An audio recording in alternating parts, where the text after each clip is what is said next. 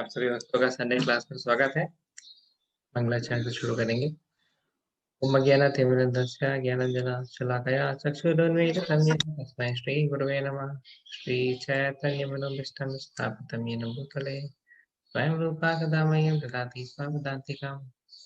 वन्देऽहं श्रीगुरो श्रीयुतपदकमलं श्रीगुरुर्वैष्णवांश्च श्रीरूपं साग्रजातं साग्ररघुनाथान्वितं तं सजीवं साद्वैतं सावधूतं परिजनसहितं कृष्णचैतन्यदेवं श्री राधा कृष्ण पादा सागर ललिता श्री विशाखान्विता नमो विष्णुपदाय कृष्ण पृष्ठाय भूतले श्रीमते भक्ति वेदांत स्वामी निति नामिने नमस्ते सारस्वती देवी गौरवाणी प्रचारिणे निर्विशेष शून्यवादी पाश्चात्य तारिणे नमो महावदन्याय कृष्णा प्रेम प्रदायते कृष्णाय कृष्णा चैतन्य नामने गौतम नमः।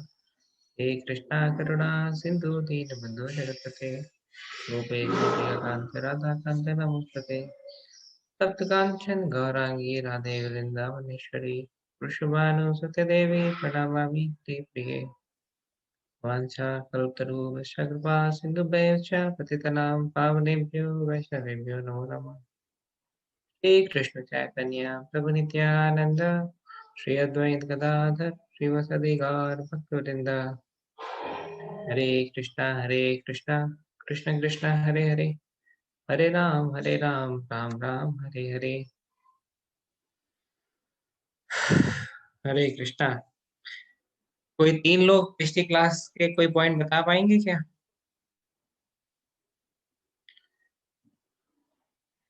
कोई भी तीन लोग पिछले क्लास के कोई तीन पॉइंट्स बताना चाहेंगे?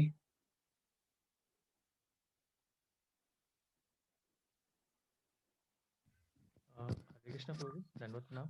थोड़ा You told that rivers do not flow in reverse direction. Similarly, the time do not flow in reverse. So we have to make dams and something like that so that we can use our time efficiently, like we use the water of rivers. Okay. कोई और?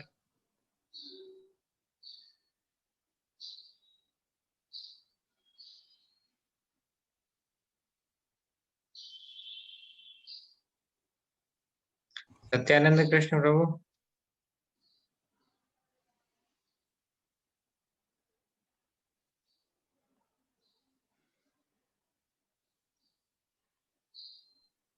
इसके लिए मैं video on करवा लेता हूँ।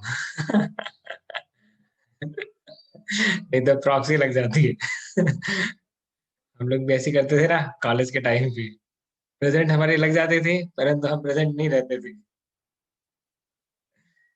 तो सत्यानंद कृष्ण प्रभु, कोई point from the class? Bro, I'll think and I'll tell you. Okay okay okay, ठीक है। आज की क्लास शुरू करते हैं। Prabhuji, one more point can I tell? Yeah, sure. Physical limits can be there, but mental limits are very less or they are not present. Yeah, physical limits can be there, but mental limits are not there. तो एक प्रश्न his grace Gaurang से पूछा गया था कि जो भी हम चर्चाएं करते हैं वो तो सब भूल जाते हैं। आज भी जो हम चर्चा करेंगे तो अगले हफ्ते तक सब लोग भूल चुके रहेंगे, तो फिर आज हम चर्चा किस लिए कर रहे हैं? तो प्रश्न का उत्तर था कि हाँ, एक्चुअली कलयुग में एक्चुअली मेमोरी हमारी बहुत ही वीक है। हम सभी की मेमोरी जो है वो काफी ज्यादा वीक है। तो ये एक प्रकार से श्राप ही है। Weak memory. पर इसमें कुछ बुद्धिमान लोग रहते हैं, वो लोग क्या करते हैं, वो नोट्स बना लेते हैं। वो बुद्धिमान लोग नोट्स बना लेते हैं, तो नोट्स के माध्यम से फिर वो इस श्राप से अपने आप को मुक्त करवा पाते हैं। तो forgetfulness is very common, but if you make notes, अगर हम नोट्स बना लेते हैं तो फिर हम वो इन्फॉर्मेशन को कैप्चर कर सकते हैं। और इम्प्रेशंस जरूर से कैरी होते हैं। किसी भी क्लास में हम अटेंड करते हैं तो उसके इम्प्रेशंस हमारे हृदय में छप जाते हैं। और कोई कोई भी जो इंफॉर्मेशन है वो हो सकता है कि अभी तुरंत ना भी निकल पाए, परंतु किसी न किसी पॉइंट ऑफ टाइम पे जब उसकी जरूरत होगी तो उस टाइम पे वो चीज एकदम से क्लिक कर जाएगी। एकदम से क्लिक कर जाएगी। तो ये एक सेकेंड एडवांटेज होता है ऑफ हियरिंग लेक्चर्स। हरे कृष्ण जी, एक और पॉइंट। अच्छा, नोट देख लिए? नहीं, नोट्स नहीं देखा। ना ठीक है, नोट्स तो देख ही सकते हैं, मैं तो इनकरेज करता हूँ नोट्स बनाने के लिए। I never discourage.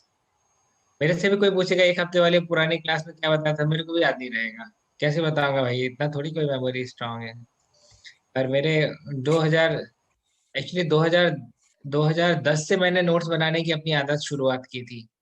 तो मुझे बड़ा खेद है कि 2007, 8, 9 और 10 4 साल में, 4 नहीं 3 साल में, 7, 8, 9, 10 में तो मैंने शुरू कर दिया था।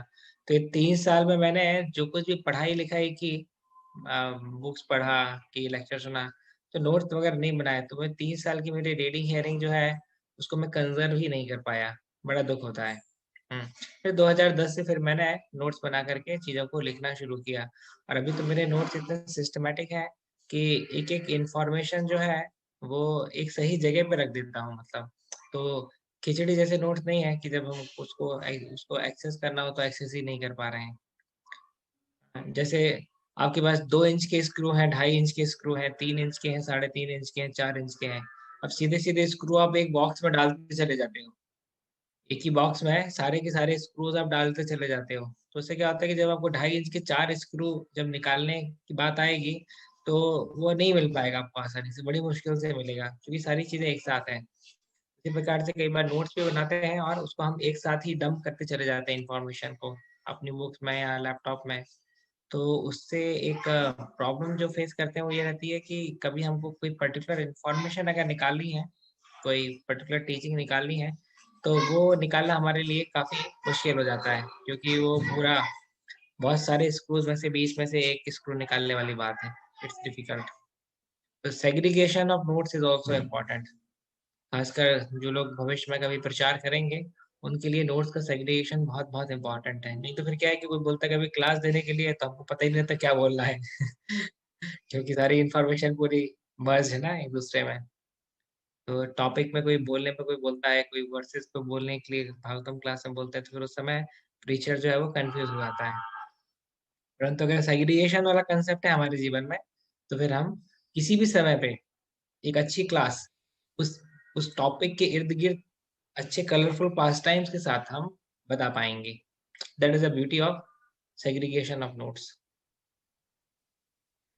ओके, तो आज का जो मेन टॉपिक था, शिक्षाष्टकम प्रभु, हिज ग्रेस शिक्षाष्टकम प्रभु, नासिक के टेम्पल प्रेसिडेंट, जिन्होंने 1998 में चौपाटी, इस्कॉन चौपाटी का ग्लोरियस ब्रह्मचर्य आश्रम ज्वाइन किया था।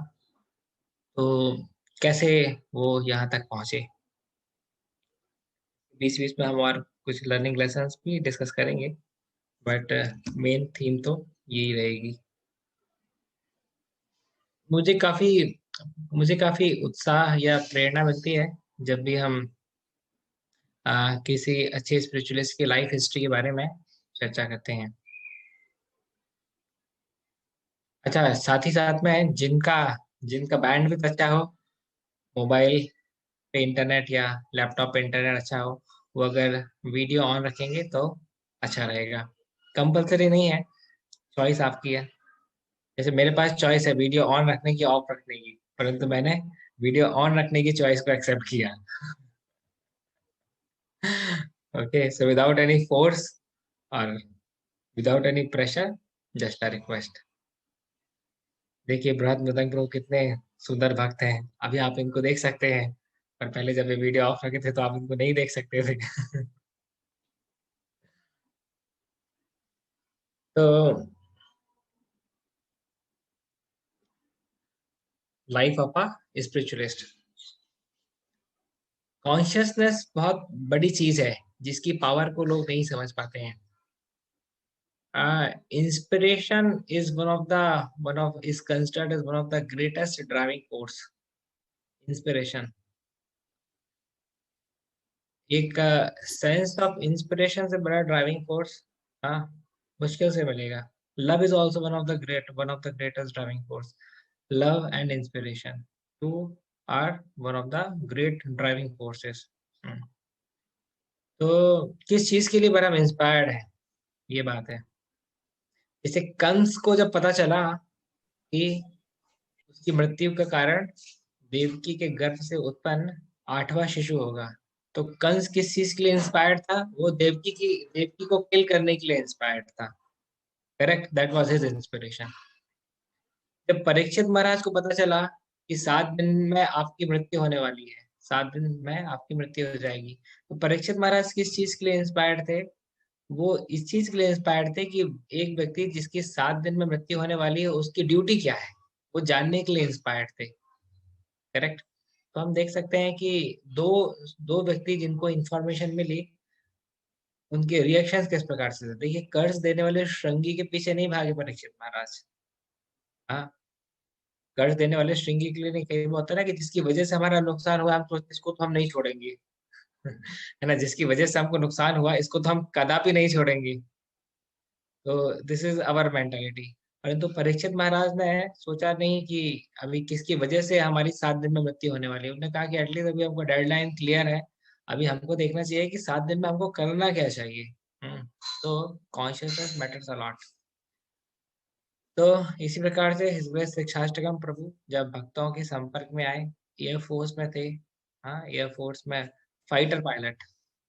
उनके बचपन का ड्रीम था कि किस प्रकार से फाइटर पायलट बनना है। और टेनिस अच्छे से खेलना है। तो टेनिस में भी उन्होंने नेशनल लेवल पे उन्होंने जाकर के टेनिस खेला। और फाइटर पायलट भी बने। तो 1990s की इनकी ज्वाइनिंग थी। और काफी काफी आ, काफी उत्साही व्यक्तित्व था इनका। और जब भक्तों के संपर्क में आए तो भक्ति के लिए भी इनका उत्साह जो है जागृत हुआ। बाद में एक समय पे जब मैंने सोचा कि ये आश्रम में ही ज्वाइन कर लें, ब्रह्मचर्य आश्रम में ही आ जाएं, मैं फिर इनको इन्होंने पता पता लगाना शुरू किया कि ब्रह्मचारी सॉरी नौकरी छोड़ने के लिए क्या क्या तरीके हो सकते हैं। जैसा हमने पिछली क्लास में डिस्कस किया था कि जो 5 तरीके जो बताए गए थे, हाँ, किसी व्यक्ति को अगर एयरफोर्स किसी भी कारण से छोड़ना है, वो क्या थे? एक तो था कि जॉब, 5 गुना सैलरी की जॉब अगर आपके पास में हो तो आप छोड़ सकते हो। दूसरा, अगर आप मेंटली इल हो, मेंटली रिटार्डेड हो, पागल हो गए हो। तीसरा, अगर आपके माता पिता अकेले हैं, हाँ, या आपकी परिवार में इस प्रकार से जरूरत है कि आपके बिना परिवार नहीं चलेगा, आप अकेली संतान है। हाँ। चौथा चौथा है आपका, आप फरार हो जाओ और आपका कोर्ट मार्शल हो जाए। पांचवा, आप फिजिकली हैंडीकैप्ड हो जाओ, अपंग किसी भी माध्यम से अगर आप अपंग हो गए तो, आंख फूट गई, आपका हाथ टूट गया, कुछ भी इस प्रकार से। तो अब इनके इनके जीवन में तो इनको कोई 5 गुना सैलरी वाली जॉब भी नहीं मिलने वाली थी। और अपंग तो हुए नहीं थे ये, फिजिकली हैंडीकैप तो हुए नहीं थे। तीसरा, घर में इनके 2 भाई और थे बड़े, तो he was not the only person कि वो बेसिस लेते हुए चले जाए। चौथा था, पागलपन का ड्रामा कर लें, पागल होने का नाटक करें। पर पागल बनने का नाटक करेंगे तो वो लोग इलेक्ट्रिक शॉक देते थे। तो इससे अगर पागल हुआ हो तो ठीक हो जाए, और नहीं हुआ हो तो हो जाए। ताकि दूसरों को भी सबक मिल जाए। और पांचवा जो है वो था, कोर्ट मार्शल करवा लो आप अपना, तो बहुत बड़ी चीज है। तो इन्होंने सोचा कि पांचवा था, भाग जाओ। पर भाग जाने के बाद में अगर आप 3 साल के अंदर कहीं पकड़े गए तो आपको जो है कोर्ट मार्शल तो होगा, और उसके बाद में आपको लंबी चौड़ी जेल की सजा हो सकती है। तो हमारे प्रभु जी तो अभी कृष्ण की भक्ति करने के लिए एकदम कंफर्म हो चुके थे कि भक्ति तो करना ही करना है, जीवन का उद्देश्य तो कृष्ण भक्ति ही है। सेंस में उन्होंने सोचा कि ये पहले 4 तो हमारे लिए संभव नहीं है, तो पांचवा ही ट्राई करते हैं। भाग जाते हैं, आश्रम में जाकर के हेड शेव करा लेंगे, धोती कुर्ता हेड शेव में तो सब एक जैसे ही दिखते हैं। है ना, सब एक जैसे ही दिखते हैं। और कहाँ कौन ढूंढने आएगा। उनकी पोस्टिंग थी कानपुर में। और ये ज्वाइन करते मुंबई, कानपुर से मुंबई की दूरी भी ठीक ठाक ही है, तो कहाँ कौन ढूंढता हुआ आएगा चौपाटी में। परंतु जब ये इस प्रकार से 2 महीने की छुट्टी अप्लाई करके जब वहां से आए और आश्रम में प्रवेश किए, तो श्री श्रीमद राधानाथ स्वामी महाराज ने इनसे प्रश्न पूछा कि आप आप आपने एयरफोर्स को छोड़ा है कि एयरफोर्स ने आपको छोड़ा है? ये प्रश्न एक दृष्टिकोण से एक जैसा लगता है, परंतु अलग अलग है। तो महाराज को भी टेक्निकलिटीज क्लियर थी, तो जैसे महाराज ने पूछा तो सिख शास्त्र का प्रभु भी समझ गए कि महाराज क्या पूछना चाह रहे हैं। उन्होंने कह दिया कि मैंने ही एयरफोर्स को छोड़ा है। फिर महाराज सीरियस हो गया, सीरियस होकर पूछते हैं, तो have you have you illegally escaped, or have you illegally moved out, और with proper permission? अब महाराज प्रॉपर परमिशन तो बहुत कठिन है, वो तो मिलना संभव नहीं है, उसके लिए बहुत बहुत कठिन है, वो संभव नहीं है। तो आई हैव मूव्ड इलीगली। तो महाराज जानते थे कि इलीगली अगर कोई व्यक्ति इस प्रकार से एयरफोर्स से आता है तो पकड़ा जाता है, तो उसको जेल हो जाती है, इंक्वायरी भी बैठती है कि किस कारण से वो इलीगली गया था। तो महाराज सेट किया, भाई पुलिस आपको ढूंढते हुए यहाँ पे आएगी और सबसे पहला क्वेश्चन पूछेंगे कि आप किसके अंडर में हो, तो आप बोलोगे हम इनके अंडर में है, श्री राधानाथ स्वामी महाराज के अंडर में है। वो पता करेंगे कि चाहे तो अमेरिकन अमेरिकन सिटीजन है, अमेरिकन व्यक्ति है, तो उसी समय तुरंत हमारा जो वीजा है वो कैंसिल हो जाएगा। तो do you want my visa to get cancel? वो कहते हैं नहीं नहीं महाराज, ऐसा तो नहीं चाहते हैं। तो बोलते then better you do not follow any unauthorised means. आप जाओ, अगर आपको यहाँ पे आना भी है तो आप प्रॉपर परमिशन से या प्रॉपर लीगल कार्रवाई करते हुए आओ, क्योंकि 3 साल एक बड़ा ड्यूरेशन है, और उस 3 साल की ड्यूरेशन में काफी चांसेस हैं कि पुलिस ढूंढते हुए आपको यहाँ पर भी आ सकती है। It's not a rarest possibility, remote possibility, संभावना है कि पुलिस आगे, और आगे तो उसके बाद के रेपरकशंस तो काफी खराब रहेंगे। So why to risk the whole community, why to put whole community into risk, better to off the right means. तो वैसे स्थिति में मान जाते हैं, महाराज इनको इंस्ट्रक्शन देते हैं कि आप जो है वापस जाइए, और वापस जाने के बाद में आप बिल्कुल शो मत कीजिएगा कि आप इस्कॉन के हो, नहीं तो फिर कॉम्प्लिकेशंस आएंगी। एक छोटी सी एक माला खरीदते हैं, जो 108 मोती की माला रहती है, उसको गले में ही जो है वो बांध लेते हैं, ताकि कभी भी उसको जप करना हो तो उसी उसी माला को बाहर निकालो, उससे जप कर लिया, क्योंकि अभी जपा थैली में बैठ करके जप करेंगे तो पता चल जाएगा। तो एयरफोर्स में रहते हुए 2:30 बजे सुबह उठ करके 4:30 तक 16 माला करना, डेली बेसिस पे, कोई एक दिन नहीं, डेली बेसिस पे, बड़ी ऑस्टेरिटी है। आश्रम लाइफ में मैं सोचता हूँ कि मैं 4:30 के पहले 16 माला करूंगा, पर नहीं हो पाता है। अगर फीस तान के अगर 2:30 बजे से 4:30 बजे तक कर भी दिया, तो उसके बाद तो पूरा मॉर्निंग प्रोग्राम साफ हो जाएगा। मंगल आरती करने के बाद फिर 3 घंटे फिर सोना पड़ेगा, तो that is not an achievement. पर इनको तो 2:30 बजे से लेके 4:30 बजे तक 16 माला का जब करने के बाद में, उसके बाद में फिर इनको तो रिपोर्ट करना है। हाँ, इनको तो क्या ग्राउंड में दौड़ना वगैरह पड़ेगा, पूरी फिजिकल एक्सरसाइज करनी है, पूरा वेकफुल स्टेट पे रहना है। Correct. So it's not an easy thing, but वही है कि an inspired heart takes the austerity of walking over one's conditioning, one's circumstances. Only an inspired heart will be able to walk over the, or will be able to accept the austerity of walking over one's attachments, one's conditioning, one's circumstances. Inspired थे बहुत ज्यादा, तो इसलिए इस प्रकार की स्थितियों में भी ये कुछ चैलेंजेस एक्सेप्ट किए इन्होंने। इस प्रकार से 2:30 बजे से 4:30 बजे तक का टाइम है हमारे पास में, सुबह का टाइम है, जो कि फेवरेबल है कंडीशन भक्ति के लिए, ठीक है, हम इस टाइम पे हम करेंगे। तो बहुत हिम्मत चाहिए एक्चुअली, मेंटली बहुत ज्यादा स्ट्रांग होने की आवश्यकता है, और फिजिकल इनकन्वीनियंसेस को भी एक्सेप्ट करना पड़ता है। तो इस प्रकार से अपने एयरफोर्स में दिन ये निकालते गए। 94 निकल गया, 95 निकल गया, 96 निकल गया, अब आया 96, हाँ 96 में ही इन्होंने जो है ये फिर से लीव लिया घर जाने के लिए। और एक अच्छा खासा लीव लेना पड़ेगा, नहीं तो वो लोग वापस से आके ज्वाइन करेंगे, मतलब वापस से आएंगे तो लोग उनको ज्वाइनिंग करने मिल जाएगा। तो इन्होंने लीव तो ऐसे 1-2 महीने के अप्लाई किया था, पर 8 8 नहीं 10 महीने के आसपास वृंदावन में अपनी माता के साथ रह लिए थे। और 10 महीने के बाद में फिर वापस से एयरफोर्स में गए। 10 महीना इतना लंबा समय क्यों बताया? सपोज पूरा 2-4 महीने के बाद में चले जाते तो वो लोग ज्यादा कुछ एक्शन नहीं लेते और उतना सीरियसली कंसिडर नहीं करते। पर 10 महीने बाद गए 1 महीने की छुट्टी लेकर के, तो इसको एक अपराध के रूप में देखा जाएगा। तो वापस गए और वापस जाकर के इन्होंने सरेंडर कर दिया। हम बोला कि अभी हमको जो है हमको एयरफोर्स छोड़ना है। बोले अरे एयरफोर्स छोड़ना है, क्यों छोड़ना है? तो बोले मैं अभी माता की सेवा करूंगा, मेरी माँ को आवश्यकता है। मेरे दोनों भाई जो हैं वो उनकी शादी हो गई है और उनकी वाइफ जो है उनकी सेवा नहीं करती है, इसके लिए मैं मदर की सेवा करूंगा। तो इस प्रकार से उन्होंने बताना शुरू किया।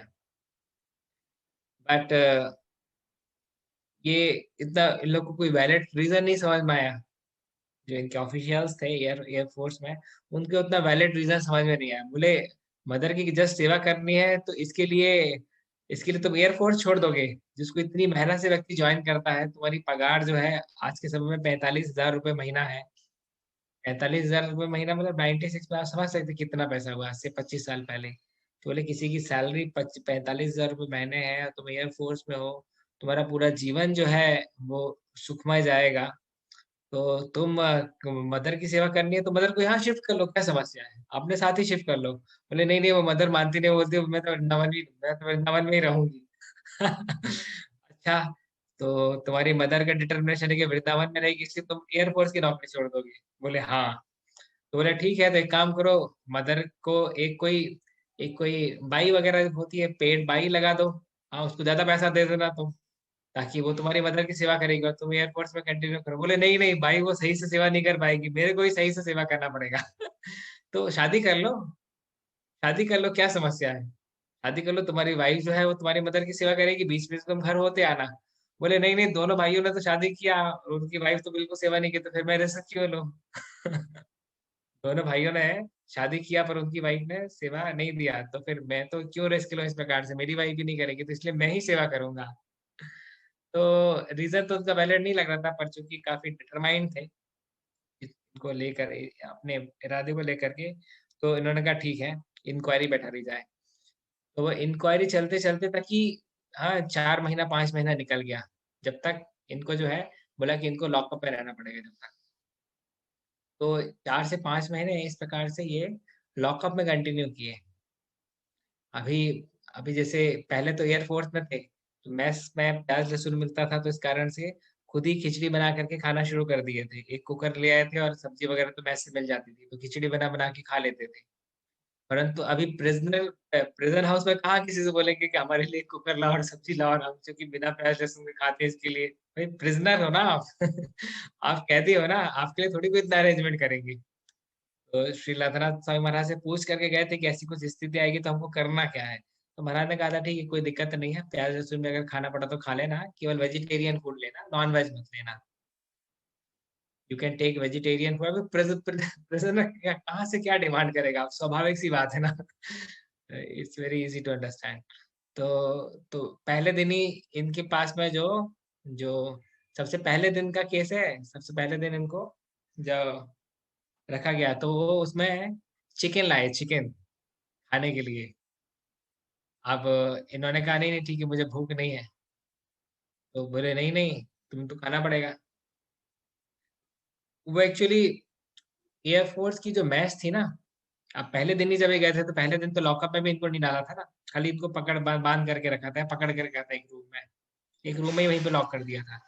तो वहां पे उस समय जो कमांडिंग ऑफिसर था उसको बोल के गए थे कि इसको पक्के से खिलाना, इसका टेक केयर करना, अभी इसको हम डिसीजन लेंगे कि कल तक इसको कहाँ पर भेजना है। तो पहले दिन चिकन आया, अब वो कमांडिंग ऑफिसर बोला खा लो। तो बोला नहीं नहीं मुझे भूख नहीं है। बोला नहीं नहीं तुमको खाना पड़ेगा, तुम अगर नहीं खाओगे तो हमारे ऊपर का ऑफिसर सोचेगा कि हमने तुम्हारा टेक केयर नहीं किया, कि हमने तुमको पूछा नहीं खाने पीने के लिए। तो इसके लिए कि हमारा ऑफिसर हम कुछ ना बोले इसलिए तुमको ही खाना पड़ेगा। बोला नहीं नहीं मैं नॉनवेज नहीं खाता। बोले अरे कुछ नहीं, अभी क्या, अभी तो कहती है भाई अभी तेरा चॉइस नहीं चलेगा क्या खाता क्या नहीं खाता, पहले बात सब चल गया। बोले नहीं नहीं मैं ये नहीं खा सकता, मना किया उन्होंने। तो उसके बाद फिर वो जो है, उसने कहा कि बांधो इसको, जरा हाथ बांधो इसको, मैं देखता हूँ कैसे नहीं खाता। हाथ बांधना शुरू कर दिया। उसके बाद फिर वो चिकन जो है वो खाना शुरू कर दिया। तो इन्होंने कहा ठीक है ठीक है ठीक है मैं खाता हूँ खाता हूँ, मैं खाता हूँ ऐसा बोलकर बोले हाथ तो छोड़ो मैं, ताकि मैं खा लूँ तो उनको फिर इस प्रकार से विश्वास लगा कि अच्छा अच्छा है, खा लेंगे करके। इसके बाद फिर बोला हाँ मैं खाता हूँ, और टिफिन विफिन खोलना शुरू कर दिया उनके सामने। तो एकदम फेवरेबल रिस्पॉन्स दिया। तो उन लोग को भी विश्वास होगा अच्छा अच्छा अब ये खा लेगा। उसके बाद वो अपना चला गया, कमांडिंग ऑफिस चला गया। तो उसके बाद फिर थोड़ी देर रुके और देखा कोई है तो नहीं, जा करके पेड़ के पास में जाकर के पूरा वो पलटा दिया, ताकि इन लोग को विश्वास हो जाए कि इनने खा लिया है करके। और पहले ही बोल दिया था कि आज मैं खा रहा हूँ देखो, पर कल से मेरे को ये सब नहीं चलेगा, कल से वेज चाहिए। तो उनको विश्वास हो गया कि हाँ आज तो मतलब खा ही लेगा, कल से अपन को इसको वेज देना है। तो देवर ऑल्सो एग्री। तो इस प्रकार से हमको ऑन द स्पॉट बहुत कुछ दिमाग लगाना पड़ता है, नहीं तो फिर क्या है कि दिक्कत हो जाएगी। तो we have to be quick with it. तो उसके बाद तो फिर वो शराब वगैरह पी करके कमांडिंग ऑफिसर भी फिर सो गया। आके एक बार पूछा "हाँ, खा लिया ना?" बोला हाँ देखो खाली है, टिफिन खाली है, खा लिया पूरा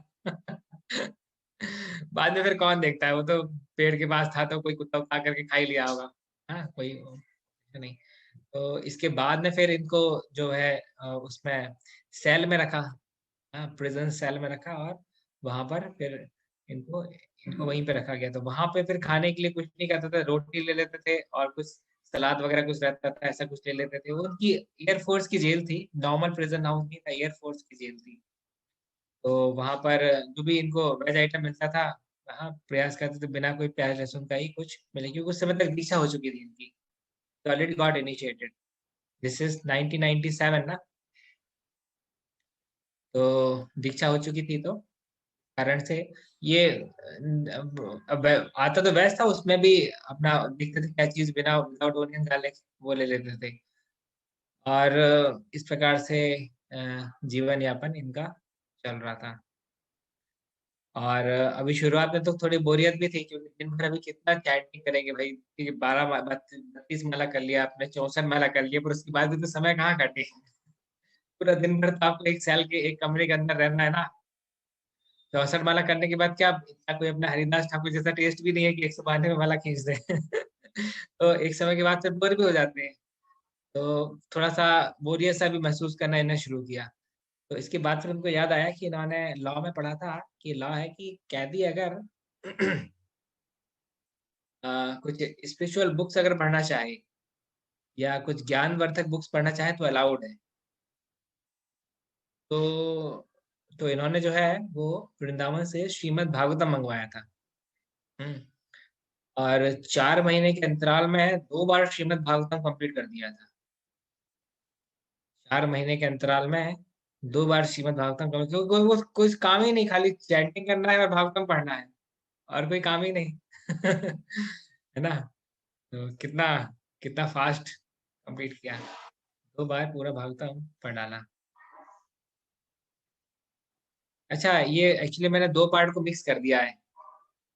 हाँ, मैं थोड़ा सा पॉज लेता हूँ, इसको मैं दोबारा करेक्शन के साथ बताऊंगा। जो मैंने फैक्ट्स बताया वो सही है, परंतु उनको 2 बार में जेल हुई थी, एक बार 4-5 महीने का था, फिर दूसरी बार। हाँ। तो इसके बाद फिर इनका केस जो है वो आगे जाता है, और इनका जो वहीं का जो पैनल वगैरह बैठता है एयरफोर्स के लोगों का, जो डिसाइड करते हैं कि अच्छा क्राइम की सीवियरिटी कितनी है तो पनिशमेंट कितना मिलना चाहिए। तो वहां पर देखते हैं कि अच्छा है ये 1 महीने का नोटिस बना करके बिना कोई सॉलिड रीजन से ये तो इस प्रकार से 10 महीने गायब हो लिए। और आने के बाद में भी क्या बोलते हैं, आने के बाद ये बोल रहे हैं कि बेसिकली इनकी मदर की सेवा करनी, इस कारण से एयरफोर्स छोड़ना चाहते हैं। बोले तो कोई वैलिड रीजन नहीं हुआ, this is not valid reason, बोले सही नहीं है।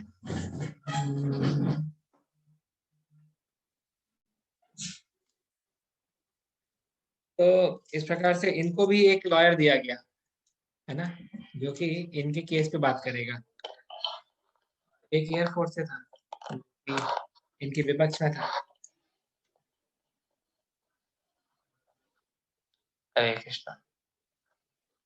तो एक इनके साथ का था और एक इनके विपक्ष का था। तो इनका साथ वाला तो चाहता था कि इनको किसी प्रकार से जेल ना हो, तो बार बार इनको यही कन्विंस करता था, अरे तुम क्यों इस प्रकार से हट किए हुए हो, तुम एयरफोर्स ज्वाइन कर लो। हाँ, और ये तो किसी को बता भी नहीं सकते ना कि मेन कारण क्या है, ये किसी को बता भी नहीं सकते कि मेन कारण क्या है। और अपोजिट वाला लॉयर भी इनका जो विपक्ष में था वो भी काफी स्ट्रांग था कि अच्छा, अगर इस प्रकार से ये अगर बिना कोई सॉलिड वजह से, सॉलिड रीजन से अगर एयरफोर्स छोड़ के जाना चाहते हैं, है ना, तो ये तो गलत ही है। तो जब जजेस की पैनल बैठी और उसमें इनसे सब पूछा गया, उन्होंने यही सारे सब रीजन दिए, पर क्या है कि उनके दृष्टिकोण से जब ये देख रहे थे तो उनको कोई रीजंस वैलिड नहीं लग रहे थे, किसी भी जज को ये रीजंस ऑथराइज नहीं लगे। केवल इतनी छोटी सी वजह से एक व्यक्ति जो है अपनी एयरफोर्स की नौकरी कैसे छोड़ करके जा सकता है। अगर छोड़ करके जा रहा है तो फिर इसका कोर्ट मार्शल होना करना पड़ेगा। तो उन लोग इस डिसीजन पे आ गए, ठीक है, अगर ये वाकई इसने प्लान कर लिया है, इसका कमिटमेंट है कि ये छोड़ना ही चाहता है, तो इसको फिर हम कोर्ट मार्शल करेंगे। कोर्ट मार्शल हाँ करेंगे और इसके बाद में इसको सजा होगी। अब सजा कितनी देनी है तो इसके बारे में चर्चा करना उनने शुरू कर दिया। तो जजेस की पैनल बैठी थी और वो लोग चर्चा कर रहे थे कि इनको कितने साल की सजा होनी चाहिए। बोला कि ठीक है, हम आधा घंटे का ब्रेक लेते हैं, ब्रेक में आने के बाद में हम बताएंगे कि क्या सजा होगी। तो इसी बीच में इनका जो लॉयर था जो इनके पक्ष में था, शिक्षार्थ कैंप के, उसने बताया कि अंदर से मैं खबर निकाल के लाया हूँ कि आपको 14 साल की सजा सुनाने वाले हैं लोग, आपको 14 साल की सजा होगी। वहां पर इनकी तो हालत ही खराब होगी, 14 साल, 14 साल की सजा जेल के अंदर। अभी हम लोग कनेक्शन को क्रॉस कर देते हैं क्योंकि ये अभी टर्मिनेट होने वाला है। आप लोग दोबारा से इसको ज्वाइन कर लीजिए, मैं इसको कैंसिल।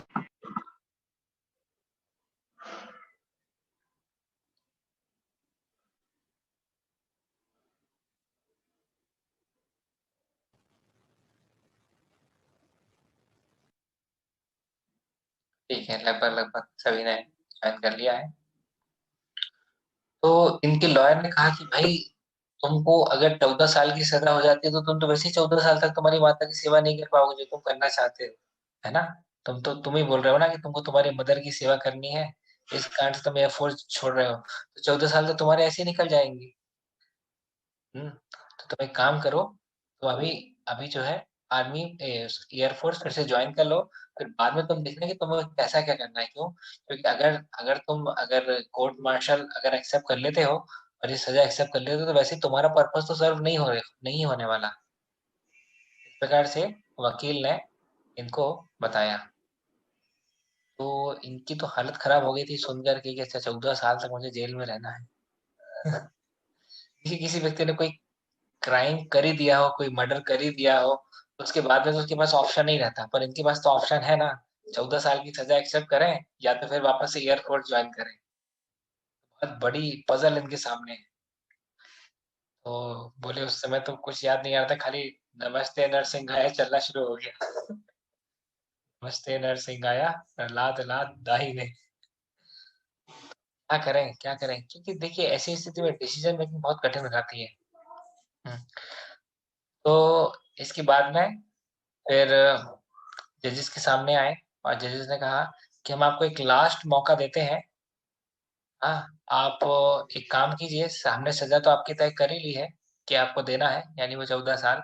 बस एक आप एक लेटर लिख सकते हैं, कुछ एक कि आपने जो किया उसके किए गए पे आपको थोड़ा पछतावा है, या कुछ भी ऐसा एक लेटर आप दे सकते हैं जिसके बेसिस पे आप सजा थोड़ी कम कर सकते हैं, कि 10 साल की हो जाए कि 8 साल की हो जाए, इस प्रकार से। तो बोला आप एक लेटर सबमिट करो, हम देखते हैं कि आपका कैरेक्टर तो अच्छा ही है और ऑन ड्यूटी परफॉर्मेंस भी आपका अच्छा था, तो आप जो है एक लेटर प्रोड्यूस करो।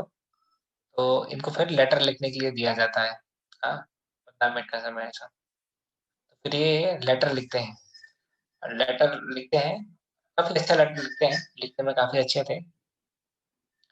और उस लेटर में वो एक बहुत ही बोल्ड बोल्ड लाइन, एक पंच लाइन लिख देते हैं।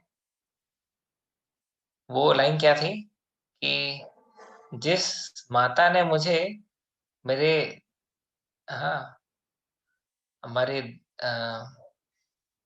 राष्ट्र माता की सेवा करने के लिए प्रेरणा दी। आज जब उन्हीं माता की सेवा की जरूरत है, तो इस कारण से मैं अ, हाँ राष्ट्र माता की सेवा को विराम देना चाहता हूँ। इस प्रकार से कुछ उन्होंने एक बहुत ही मतलब इमोशनली सेंटिमेंट्स को टच करने वाली लाइन लिखी। तो ये जब वो मेन जज ने पढ़ा तो उसका भी हृदय पिघल गया, है ना। जिस माता ने मुझे प्रेरणा दी, हाँ हमारी राष्ट्र माता, भारत माता की सेवा करने की प्रेरणा दी, आज जब उन्हीं माता को जब मेरी सबसे ज्यादा जरूरत है, तो इसके लिए मैं जो मेरी पहली माँ है उसकी सेवा करने के लिए मैं पूर्ण रूप से तैयार हूँ। तो फिर वैसी स्थिति में जाकर के वो मेन जज का हृदय पिघला, और फिर उसने उसने इनकी कहाँ 14 साल की सजा तय की थी, उसको ला करके मात्र 4 महीने की सजा में कन्वर्ट कर दिया। 14 साल से 4 महीने की सजा में कन्वर्ट कर दी। इसको बोलते हैं मिरेकल, है ना? इसको बोलते हैं असली जादू। तो चूँकि इन्होंने कृष्ण के लिए कदम बढ़ाया, तो फिर कृष्ण ने इनकी मदद की। 4 महीने तो कुछ था ही नहीं, कहाँ 14 साल का ये माइंडसेट बना चुके थे। और 14 साल वर्सेस 4 महीने तो कंपैरिजन ही नहीं है आपका, है कि नहीं? तो बोले कि 4 महीने तो अपने हँसते-खेलते निकल जाएँगे, कोई दिक्कत नहीं। और उसके बाद फिर इनको 4 महीने के लिए वो एयरफोर्स की जो सेल रहती हैं, वहाँ पे भेज दिया गया। वहाँ 15 सेल थी, 15 सेल में उस समय कोई भी कैदी नहीं था, ये अकेली एकमात्र कैदी थी, जो उस सेल में रहते थे। तो वो गार्ड भी बड़ा परेशान था कि ये एक नया कैदी आ गया, इस चक्कर में हमको यहाँ पे ड्यूटी दिया गया, नहीं तो हम अच्छे से बढ़िया बाहर ड्यूटी देते थे। तो वो गार्ड भी इनको ऐसी टेढ़ी निगाहों से ही देखता था। अब रात में 2:30 बजे उठे, जैसा इनका रूटीन था, और हरे कृष्ण महामंत्र जप करना शुरू कर दिया। धीरे-धीरे कर रहे थे, पर गार्ड की एकदम से नींद खुली। उसको लगी तो बात कर रहा है, किससे बात कर रहा है? एकदम अंदर आया, सब पूरा बिस्तर-विस्तर निकाल करके देखा। बोला, "कुछ मोबाइल रखा है क्या तुम्हारे पास में? क्या वॉकी-टॉकी है? किससे बात कर रहे थे?" नहीं, नहीं, किसी से बात नहीं कर रहा था, वो ऐसे ही मुझे नींद नहीं आ रही थी, तो ऐसे ही मन में कुछ बड़बड़ा रहा था। बोला, "अच्छा, पक्के से तुम्हारे पास कुछ वॉकी-टॉकी तो नहीं है? तुम किसी से बात तो नहीं कर रहे हो?" "ना, ना, ना, वो तो कुछ नहीं।" थोड़ी देर बाद चला गया, आधा घंटे बाद फिर से उसको आवाज़ आई, हरे कृष्ण कृष्ण। अब उसको तो मालूम नहीं ना कि ये महामंत्र कर रहे हैं। वो फिर से आ गया दौड़ता हुआ। बोले, "नहीं, नहीं, तुम पक्के से तुम्हारे पास कुछ ना कुछ कनेक्शन है, तुम किसी से बात करते हो, रात में 2:30 बजे कौन किसी से क्या बात करेगा?" कोई पक्का लगा। तो इसके बाद उससे वो ढूँढा-ढूँढा तो कुछ मिल ही नहीं रहा था, क्योंकि इनके पास तो कुछ था ही नहीं ना, जो जो माला जो करते थे वो तो गले पे थी। इससे तो उसको कोई डाउट भी नहीं, कुछ परेशानी भी नहीं। तो फिर उसने इनकी कंप्लेंट कर दी गार्ड ने। कहा कि ये व्यक्ति जो है ये मेंटली पागल है। ये रात में 2:30 बजे उठ कर के बड़बड़ाना शुरू कर देता है। तो उनकी कंप्लेंट कर दी। पर इस बार उनकी उस कंप्लेंट को वो सीरियसली लिया नहीं गया था, क्योंकि ऑलरेडी जानते थे कि ये तो ऑलरेडी एक सुलझे हुए व्यक्ति हैं। तो गार्ड की कंप्लेंट को सीरियसली नहीं लिया गया। ये एकादशी देख कर के आते कि एकादशी कब होती है। अब वहाँ तो कोई कैलेंडर था नहीं, कोई एकादशी कैलेंडर था नहीं कि उसको देख कर के एकादशी बनाई।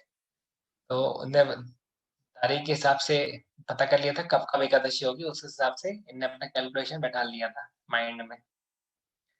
तो एक दिन संडे का दिन था जो पहली एकादशी आई इनकी, तो इनके लिए खाना आया मेस से। तो उस दिन ऑफिसर, कमांडिंग ऑफिसर साथ में आया था। तो इनका क्या नाम था? शरद, शरद शर्मा। तो बोले, "शरद, ये तेरा खाना आ गया, खा ले।" बोला, "नहीं, नहीं, आज तो मेरा फास्ट है, आज एकादशी है।" बोले, "तू क्या जेल के अंदर में फास्टिंग करेगा क्या?" बोले, "पहला कैदी देखा है ऐसा जो जेल के अंदर फास्टिंग करता है। आज कुछ खाएगा नहीं क्या?" बोले, "नहीं, नहीं, आज कुछ नहीं।" क्या कुछ भी नहीं खाते फास्टिंग वाले दिन? बोले, "हाँ, खा लेते हैं, फल खा लेते हैं।" कमांडिंग ऑफिसर बोला, "तो तुम्हारा कहने का मतलब मैं तुम्हारे लिए फल लाऊँ अभी?" बोले, "नहीं, नहीं, मैं नहीं कह रहा कि आप फल लाओ। आपने पूछा था कि कुछ और खा सकते हो, तो मैंने जस्ट बताया कि कैसा खा सकता हूँ।" बोला, "अच्छा, ठीक है, ठीक है।" तो बोले, "पेड़ में चढ़ना आता है?" बोले, "हाँ, चढ़ना आता है।" बोले, "ठीक है, बाहर बिही का जाम फल का पेड़ है, तो उसमें चढ़ जाओ, खुद ही जो है तोड़ करके खा ले जितना जामफल लगे तो जी खुलवाते हैं उसको गार्ड से और बोलते हैं ठीक है, गार्ड को बोलते हैं मैं थोड़ा आता हूँ, राउंड लेकर के आता हूँ, इस पे नज़र रखना और पेड़ पे चढ़ा है अपना खा लेगा फल। तो अब गार्ड भी तो देख रहा था इनको, 15 दिन हो गए थे देखते हुए, 14-15 दिन हो गए थे। ये तो सज्जन आदमी है, ऐसा कुछ परेशान नहीं करता है व्यक्ति। गार्ड ने भी कहा तो हो गया तुम्हारा खाना-पीने का प्रोग्राम? बोला अरे नहीं अभी 2-3 और अच्छे जामफल ऊपर है, थोड़ा और ऊपर जा कर के तोड़ कर के लाता हूँ। अच्छा, अच्छा ठीक है, मैं थोड़ा चाय पी कर के आता हूँ, तो जब तक तुम खा लेना अच्छे से। अब वो तो चाय पीने चला गया और कमांडिंग ऑफिसर तो था वो गार्ड के भरोसे गया था। अब जब वो राउंड लेकर के वापस आया, जेल में है, तो उसने देखा अरे! ये सेल तो खुला हुआ है और कैदी बाहर। तो उसने तुरंत जो है वो व्हिसल बजा दी। कैदी फरार हो गया, कैदी भाग गया। पूरा रेड अलर्ट हो गया, पूरा कैंपस में सब वो दौड़ते हुए आए, ऐसा क्या हुआ? बोले वो कैदी भाग गया, वो शरद शर्मा था वो भाग गया। उसके बाद फिर सब जगह वो लोग ढूँढना शुरू कर दिए और फिर इसको ये गार्ड अपना चाय पी के आ रहा था, तो उसको बोला, "ये कहाँ गया?" कैदी भाग गया। बोली क्या भाग गया सर क्या? अरे मैं तो उसको ऊपर ऊपर पेड़ में छोड़ा था, वो भाग गया। उसको उसको 4-5 तमाचे मारे कमांडिंग ऑफिसर ने कि तुम्हारे प्रेजेंस में वो व्यक्ति भाग गया। हाँ? और अभी अपने शिक्षाष्टकम प्रभु ऊपर पेड़ में बैठ के ये सब तमाशा होते देख रहे हैं। अब वो बोल भी नहीं सकते। और बोल भी नहीं सकते। उसी समय उनका जो ऑफिसर आ गया, उनका भी सीनियर कमांडिंग ऑफिसर का भी सीनियर आ गया। तब कमांडिंग ऑफिसर बोल नहीं सकता कि इसको एकादशी एकादशी के दिन फल खिलाने के लिए हमने इसको खोल करके पेड़ पर चढ़ाया था और वहां से भाग गया। उसको बता नहीं सकते। तो ऐसी स्थिति हालत खराब हो गई सभी की क्योंकि एयरफोर्स में अगर इस प्रकार से कोई कैदी भाग जाए तो बहुत बड़ी बात हो जाती है वो। हाँ, बहुत बड़ी बात हो जाती है। उन लोग की नौकरी खतरे में आ जाती है अगर वाक़ई मतलब कोई भाग गया होता तो। हालाँकि भागने के चांसेस नहीं था, वहाँ बहुत ऊँची-ऊँची दीवालें थी। पहले तो दीवार पे चढ़ना बहुत कठिन काम और ऊपर चढ़ भी गया किसी कारण से तो वहाँ से फिर कूदेगा व्यक्ति ना तो वो बहुत ज़्यादा खाई बहुत ज़्यादा थी, तो वहाँ से भी उसकी हड्डी-वड्डी टूट जाएँगी। तो वो तो नेक्स्ट टू इम्पॉसिबल था। बट उसके बाद भी इन लोग का तो कंसर्न है ही ना कि भाई लॉकअप खुला हुआ है, कैदी चला गया तो ये तो कुछ अज़्यूम नहीं कर सकते ना। तो ये लोग ने सब जगह उसको ढूँढना शुरू कर दिया। अब जब सब लोग इधर-उधर हो गए, गार्ड भी चला गया, सब लोग चले गए, तो फिर ये पेड़ के ऊपर से दस सोचा कि अभी क्या किया जाए? तो सोचता कोई दिक्कत नहीं है, मैं शांति से नीचे उतर कर के आकर के अपनी सेल में जाकर के सो जाता हूँ। तो ये आकर के सेल में कंबल ओढ़ करके सो गए। वो 3 घंटे तक ढूँढने के बाद फिर उनको लगा कि चलो देखते हैं कि ये इसके क्या है, इसके सेल में कुछ औजार-औजार थे या कैसे बाहर कैसे निकला कि मतलब कुछ कोई और कुछ तो नहीं था। तो उसके सेल में जैसे ही आए, देखा अरे! ये तो सो रहा है करके।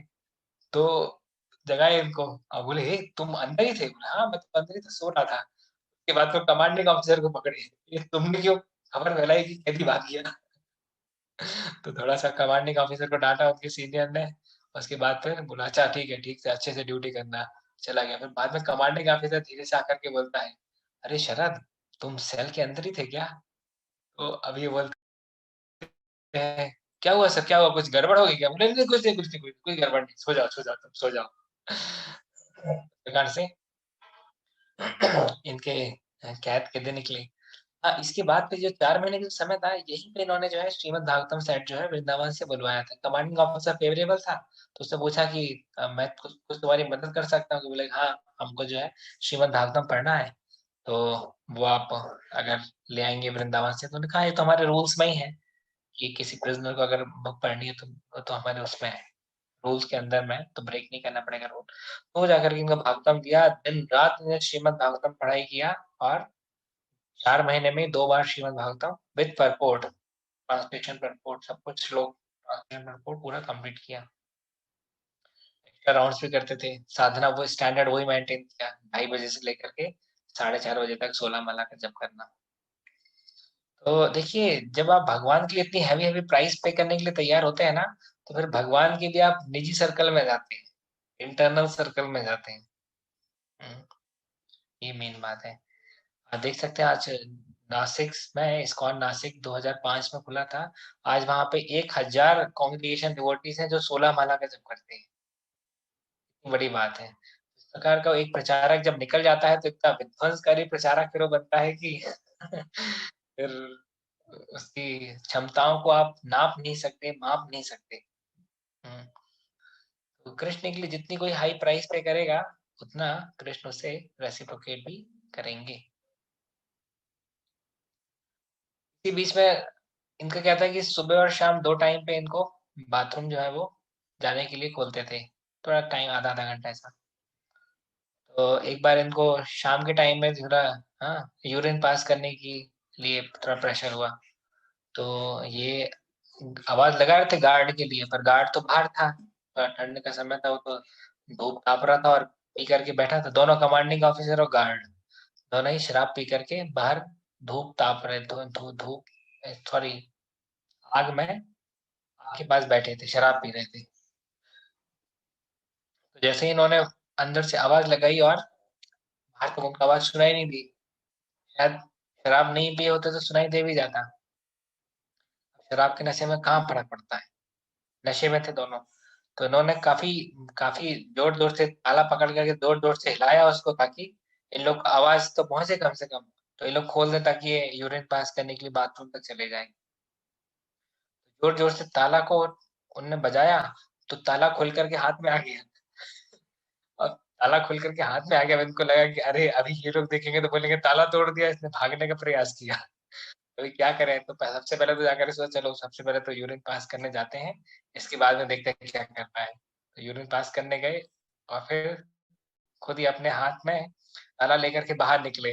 बाहर निकल के वो गार्ड और कमांडिंग ऑफिसर के सामने जाकर के खड़े हो गए।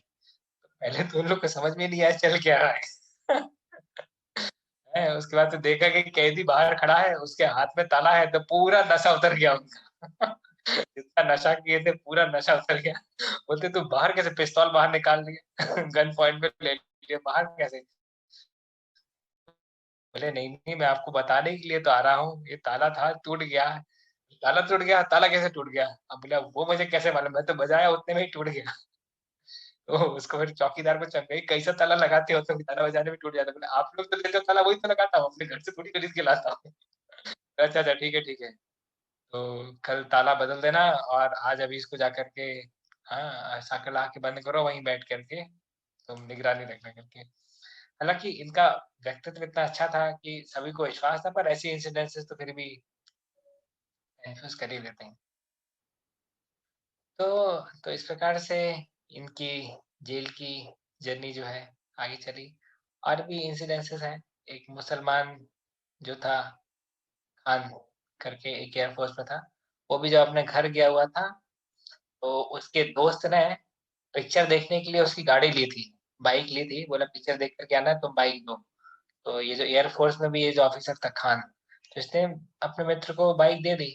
पर बाद में जब इसको पता चला कि वो बाइक जो ले गया था वो उसने बाइक बेच दिया है, तो इसका बहुत दिमाग खराब हो, अरे हमने तुमको विश्वास करके बाइक दिया, तुम बाइक बेच करके पैसे खा गए। तो उसने लेकर के एक लाठी लेकर के उसके सिर पे मारा। खान ने अपने दोस्त के सिर पे लाठी लेकर के मारा। पर क्या बचपन में उसका जो है वहाँ ऑपरेशन हुआ था, तो जैसे उसने मारा तो सारे स्टिचेस खुल गए, उसकी ऑन द स्पॉट मृत्यु हो गई। कारण से ये जो खान जो था, इसको मर्डर का केस लग गया। और इसी मर्डर का केस लगा खान को, और इसको वही शिक्षाष्टकम रोग की बाजू वाली सेल में जाकर के इसको भेज दिया गया। अभी तुम जाओ। वो तो बहुत घबराया हुआ रहता था, दोनों जन सुबह टाइम कॉमन बाथरूम में मिलते थे। उस टाइम पे खान इनसे बोलता था भाई तुम भी मर्डर करके आए हो क्या? बोले नहीं नहीं, मैंने मर्डर नहीं किया। मैं तो एयरफोर्स छोड़ना चाहता था इस कारण से। बहुत वो मेंटली डिस्टर्ब हो गया था एक्चुअली, क्योंकि वो तो खुद एक एयरफोर्स का एक पायलट था, साथ ही साथ में उसका कोई इंटेंशन नहीं था, वो तो ऑन द स्पॉट उसको क्रोध आया, उसको मालूम ही नहीं था कि इसके सिर में मारने से ऐसा कुछ हो जाएगा। तो बहुत ही मेंटली परेशान हो गया था। पर वो देखता था कि शिक्षाष्टकम प्रभु काफी कूलली सिचुएटेड है और दिन भर ये भागवतम पढ़ते रहते हैं। उसने भी सोचा आज तक तो जीवन में कभी मैंने कुरान पढ़ा नहीं, पर अभी पढ़ता हूँ क्योंकि और तो कुछ कर नहीं सकता। तो उसने कुरान पढ़ना शुरू किया, कभी कुरान से डिस्कस करता था, प्रभु जी भागवतम से डिस्कस करते थे। तो इस प्रकार से चलता रहता था। वो कुछ दिन बाद तो उसने कुरान बंद कर दिया, बोला अभी तुम्हारा भागवतम में ज्यादा इंटरेस्टिंग है, तो भागवतम से ही बताओ हमको। तो इस प्रकार से वो भागवतम में उसका इंटरेस्ट आ गया।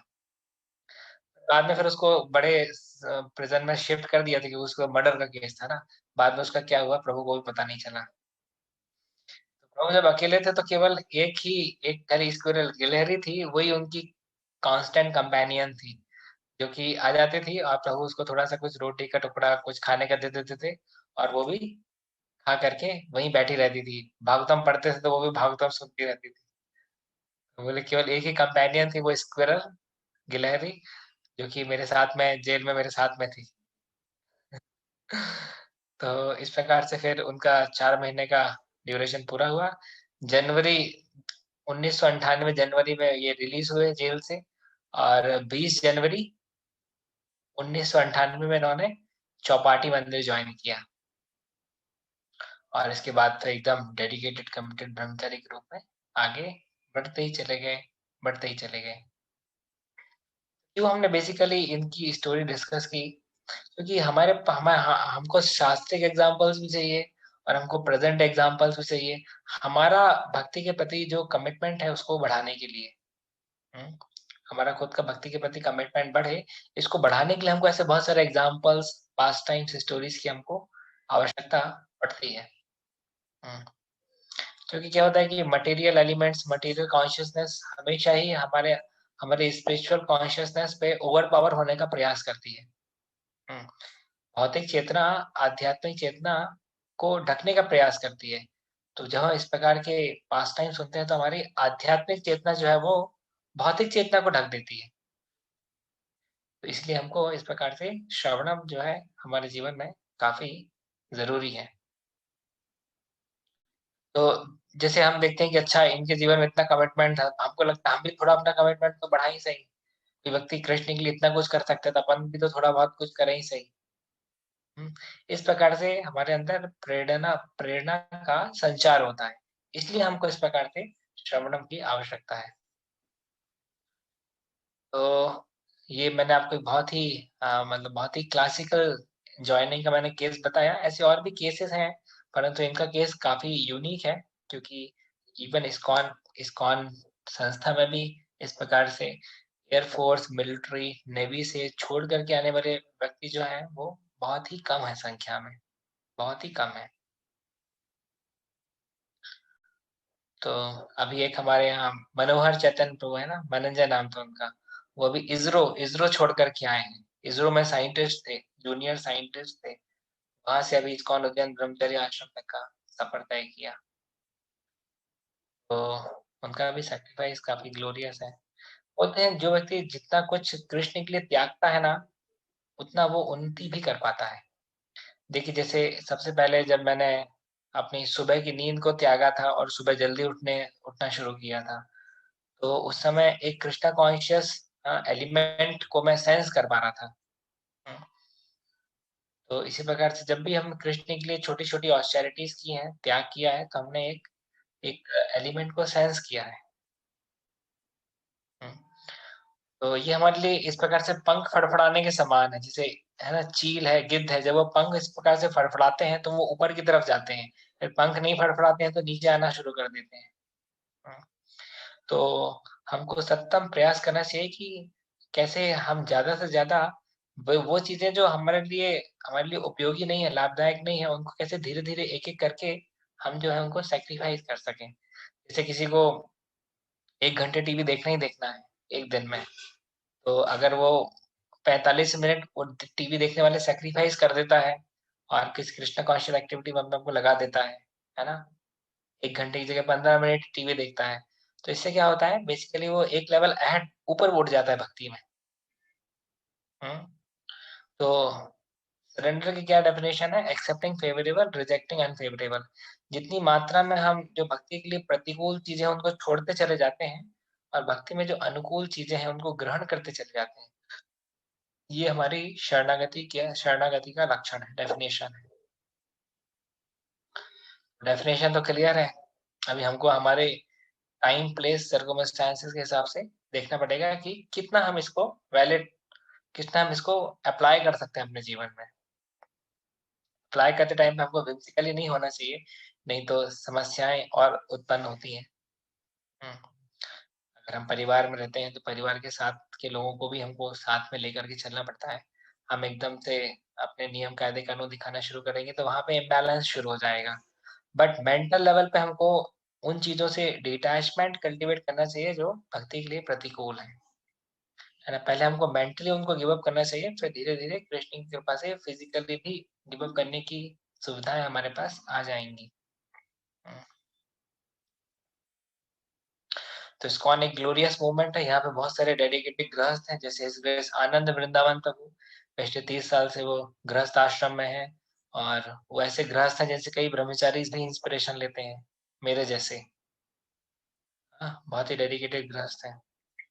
गृहस्थ गुरु भी हैं इस्कॉन में। हुँ। तो मेन एलिमेंट जो है वो क्या है? मेन एलिमेंट हमारी भक्ति का एलिमेंट है, जिसको हमको सींचना है। हम किसी भी आश्रम में रहें, आप स्टूडेंट हो, वर्किंग हो, घर में गृहिणी हो, हाँ, या आप एक एयरफोर्स में ऑफिसर हो, कुछ भी हो, आपको बेसिकली अपने भक्ति रता बीज को आपको सींचने की आवश्यकता है। ठीक है, 1 घंटे का सेशन था, यहीं पे विराम देता हूँ। किसी का कोई प्रश्न हो या कुछ शेयर करना चाहें आज के लेक्चर से तो शेयर कर सकते हैं।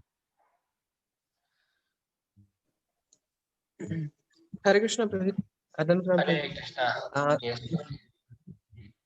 Thank you Pradeep for this wonderful lecture. मैं एक्चुअली बीच में सुनना स्टार्ट किया, पर एक पॉइंट जो मुझे बहुत अच्छा लगा जो आपने बोला था, मतलब कि जब हम ऐसे ही स्पिरिचुअल कॉन्शियसनेस वाली मतलब पास्ट टाइम्स या कोई भी ऐसा इंस्टेंस या कुछ सुनते हैं तो हमारा मटेरियल कॉन्शियसनेस कवर होने लगता है और थोड़ा मतलब स्पिरिचुअल वो टच फील होता है। तो मतलब ये बात से मतलब मुझे काफी अच्छा पॉइंट लगा ये, और कहीं ना कहीं मतलब एक तरह का रेजोनेंस आया, मतलब जो ये बात था और जो मैं मतलब लेक्चर सुनते हुए जो चीज फील कर रहा था, तो मतलब सोचा ये शेयर कर सकता हूँ। बहुत अच्छा, आप पूरा लेक्चर सुन रहे थे तो 2-3 पॉइंट बता देते। कोई दिक्कत नहीं, रिकॉर्डिंग अवेलेबल रहती है, चाहे तो रिकॉर्डिंग सुन सकते हैं। आकाश कंडिलिया ब्रो के पास में इसकी रिकॉर्डिंग रहती जी। है। ओके, वाई केडी कौन है? Yadavindra thank you. कृष्ण है क्या? हाँ, ओके ओके, हरे कृष्णा प्रभु, धन्यवाद मैम। धन्यवाद, प्रणाम। हाँ प्रभु, मतलब मेरे को एक पॉइंट भी शेयर करना है और एक मतलब क्वेश्चन भी था। पूछे। प्रभु जी, मतलब जब यहाँ पे जब हमारे प्रभु के साथ मतलब वो सिचुएशन आया था कि अभी 14 साल की सजा सुनानी है उनको, मतलब ऐसा बता दिया था वो उसने अंदर से पता करके। तो उस समय का माइंडसेट, जैसे उसने सजेशन दिया कि अभी तो आप बोल दो कि आप ज्वाइन कर लोगे वापस, फिर बाद में बात का देख लेंगे, क्योंकि 14 साल में तो आप अपनी मदर का भी सेवा नहीं कर पाओगे जो आप पर्पस उनको जैसे उनको बताया था। तो कहीं ना कहीं उनका मतलब ऐसा सजेशन ऐसा लग रहा था कि हाँ सही बोल रहे कि 14 साल तो फिर मतलब जो पर्पस है मैं वो भी नहीं फुलफिल कर पाऊंगा, तो फिर कैसे होगा। तो वो स्ट्रेंथ, मतलब जिस तरीके से प्रो ने वो डिटरमाइंड रखा कि that was complete faith on Krishna, मतलब और उसको कैसे समझ सकते हैं बोलिए। जो हम कर सकते वो हमको करना चाहिए, जो हम नहीं कर सकते उसके लिए भगवान पे हमको डिपेंड हो जाना चाहिए। Do your best and then leave the rest on Krishna. तो ये उनके बस में नहीं था कि उनको सजा कितनी मिली, वो खाली भगवान से प्रार्थना ही कर सकते थे कि भगवान कम से कम सजा जो है दिलवा दें। आप भी तो उसी जज के हृदय में बैठे हैं। तो आप भी हमारी डिजायर जानते हैं। तो उस सेंस में it was a risk he took for Krishna.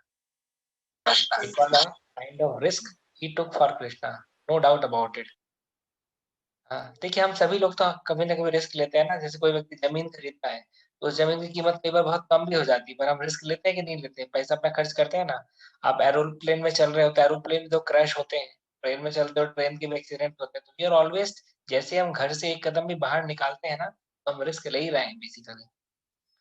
तो यहाँ पे उन्होंने whimsically एक्ट नहीं किया, बल्कि एक एक शरणागत भक्त के स्तर पर ही उन्होंने एक्ट करने का प्रयास किया।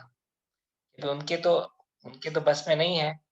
बट हाँ ठीक है, like see like he was ready कि हाँ ठीक है, अगर 3 साल का हमको इम्प्रिजनमेंट होता है तो ठीक है 3 साल भी रह लेंगे, ताकि चौथे साल से तो हम कृष्ण की सेवा कर पाएँ।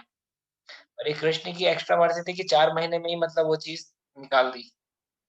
4 महीने में ही वो चीज़ निकाल दी। तो that was his planning, his preparation, ऐसा। तो जी और एक पॉइंट था कि मतलब the bigger price we pay for Krishna then we like come in this inner core shell of the Krishna. Like core shell in the means that मतलब सबसे जो नियर बाई डिवोटीज होते हैं, पार्षद जिसको बोलते हैं, जी। तो कृष्ण वेरी मर्सीफुल। कृष्ण एक थैंक यू पर्सन है ना, जैसे आपके लिए कोई व्यक्ति, जो व्यक्ति जितना ज्यादा कमिटेड रहता है, फिर आप उसका उस प्रकार से उतना टेक केयर करते हो, है ना। तो Krishna is like a person, तो as one surrenders to Krishna, Krishna reciprocates with him accordingly. तो हमारे साथ भी तो वही होता है ना, जैसे कोई हमारा फ्रेंड हो, वो हमको एग्जामिनेशन के एक दिन पहले, उसको भी पढ़ना था, हम जानते हैं, उसके बाद भी हमको बीमारी की स्थिति में देख करके हमको अगर वो हॉस्पिटल तक ले जा रहा है, डॉक्टर के पास ले जा रहा है, दवाई कराना है, तो हम उसके लिए ज्यादा ग्रेटफुल रहते हैं ना, एज कम्पेयर टू वो फ्रेंड जो हमारे साथ जस्ट मूवी देख करके आ जाता है। तो, जिस प्रकार से हमारा एटीट्यूड या हमारा हमारा हमारा हमारे वे ऑफ फंक्शनिंग रहती है, इसी प्रकार से कृष्ण भी तो फंक्शन करते हैं कि जो डिवोटी जितना ज्यादा सेक्रीफाइस करने के लिए कृष्ण के लिए रेडी रहता है, कृष्ण उतना ही वो कृष्ण के इनर सर्कल्स में उतना ज्यादा प्रवेश करता चला जाता है। Okay, Himanshu Prabhu. Hare Krishna Prabhuji, Dhanavad Pranam. Thank you very much Prabhuji for this wonderful session। और मतलब पूरा सेशन सुनने के बाद ऐसा लग रहा है कि ये तो मूवी बनना चाहिए पूरा, कि इतना तो जितनी मूवीज मैंने अभी तक देखी हैं इसके पहले भी, वो कोई मूवी इतना मतलब अच्छे तरीके से इंस्पायर नहीं कर सकती किसी को भी एक इंस्पिरेशनल हीरो के रूप में। और सबसे ज्यादा इंस्पायरिंग वो था कि भगवान ने कैसे उनको मदद दी, मतलब 14 साल से लेके उसको 14 साल से 4 महीने में आ जाना, ये तो अनइमेजिनेबल जैसी चीज लगती है कि पता नहीं कैसे भगवान ने कितनी बड़ी कृपा की। और वही जो अभी प्रभु जी ने भी बोला कि उस समय जो टफनेस, मेंटल टफनेस प्रभु जी ने रखी होगी, कि उस समय अगर बाई चांस अगर इतना आगे जाके मैं इतना सोचता भी, अगर वहां पे पता चलता कि 14 साल, तब तो मैं यही सोचता कि अब तो वहां जा भी नहीं पाएंगे, 14 साल कौन वेट करेगा, अभी सरेंडर कर देते हैं। उस टाइम पे भी प्रभु जी ने अपने आप को स्ट्रिक्ट रखा, तो वो सबसे ज्यादा बहुत ज्यादा इंस्पायरिंग था कि उस टाइम पे मोमेंट पे ये सोचना कि नहीं, any how I will depend on Krishna. तो ये वाली चीज बहुत इंस्पायरिंग थी। Thank you very much. Yeah, actually, that was his natural faith on Krishna, which empowered him to withstand against these pressurizing situations. उतना अगर फेथ नहीं होगा तो फिर व्यक्ति वहां पे टूट जाएगा। अब देखिए, रुक्मिणी भी तो कितनी ग्रेट रिस्क ली थी ना, कि अपने परिवार वालों से को छोड़ करके कृष्ण के साथ विवाह करके जाने। विभीषण ने कितनी बड़ी रिस्क ली थी, वही शांत रहते, वही विभीषण शांत रहते, कुछ नहीं बोलते कि रावण तुम गलत कर रहे हो करके, तो वो भी तो कितनी बड़ी रिस्क लेना, पूरी पूरी कम्युनिटी से ही बाहर हो गए विभीषण। विदुर ने कितनी बड़ी रिस्क ली थी ना, कि भाई शांत रह करके वहां कंटिन्यू कर सकते थे, परंतु वो पूरे पूरे कम्युनिटी से ही बाहर होना पड़ा विदुर को, है ना। तो इस प्रकार से कितने सारे इंसिडेंसेस हम देखते हैं कि जिन लोगों को उनकी कम्युनिटी से ही प्रॉब्लम क्रिएट हो गई। तो that is nothing. Okay, last point, Shivam Tiwari Prabhu.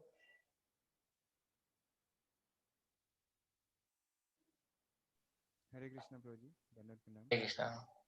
Thank you Prabhuji for bringing such nice inspiring stories, for inspiring us. थोड़ा जोर से बोलिए प्रभु। Prabhuji अभी आवाज ठीक है? ठीक है।